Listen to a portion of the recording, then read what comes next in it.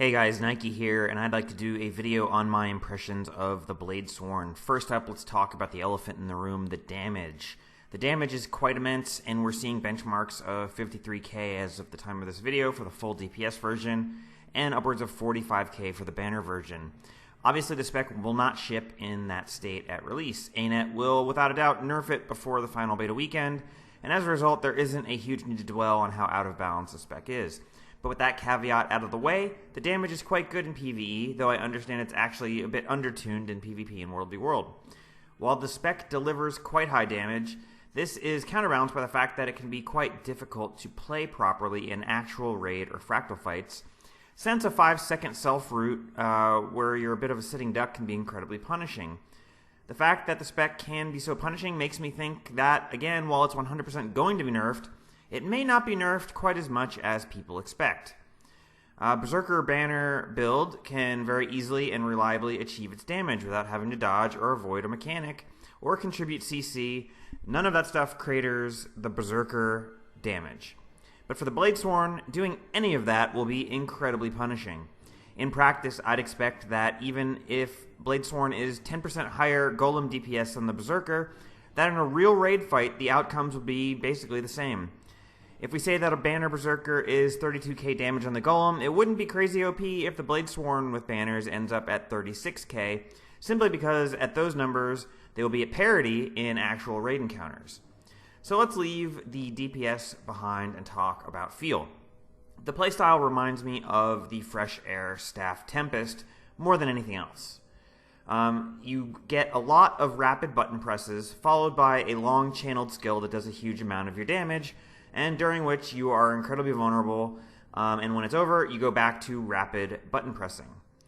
I haven't studied any of the optimal benchmark videos or kept up with the absolute best rotations that are out there, but as you can see from the video footage here from my stream, I am using basically skills 2, 3, 4 more or less interchangeably, and I have no idea what the optimal order to use them in, and I'm still getting decent results, and I also suspect I'm not using flow stabilizer properly at all either.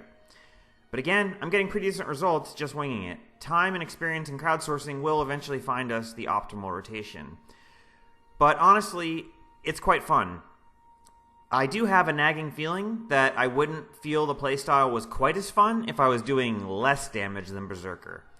I sort of suspect that the playstyle might actually annoy me if I was getting bad damage out of it, and I'm not sure what that means long term. That said, this is a spec that provides very little CC or support other than banners, so it's quite limited in what you can get from it. The end result is that we have a spec that lives and dies by how much damage it does, and time and nerfs will tell us if this is good at all. The last thing I want to talk about is the aesthetics of the class. As currently implemented, you don't really use your main weapon set much, so I can't really comment on the pistol other than it's perhaps a slightly more higher DPS increase than using the axe offhand, but aesthetically it's irrelevant.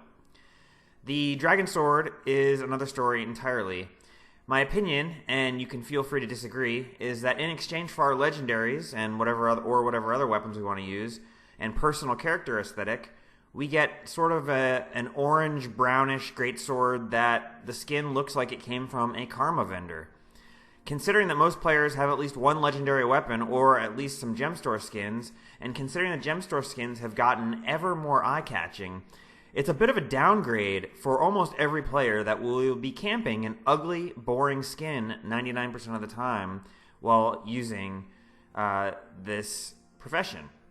Since allowing significant customization is impossible, I would strongly advise ANET to beef up the flashiness of the skin. I know that the over-the-top flashy stuff isn't everyone's cup of tea, and I'm not advocating it to be as dazzling as Hollowforge.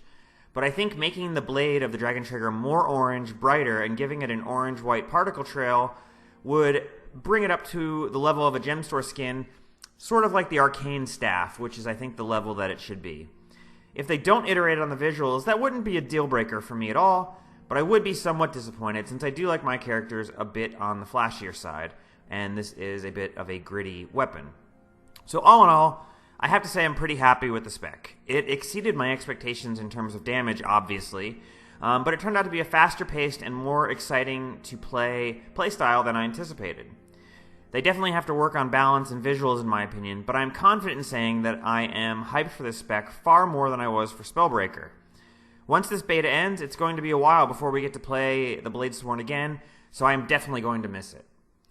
Thank you guys for watching, and please let me know what you thought of the Bladesworn in the comments below, and ask me any questions you have that come to mind about the spec. I'd like to hear what you have to say about it. See you next time.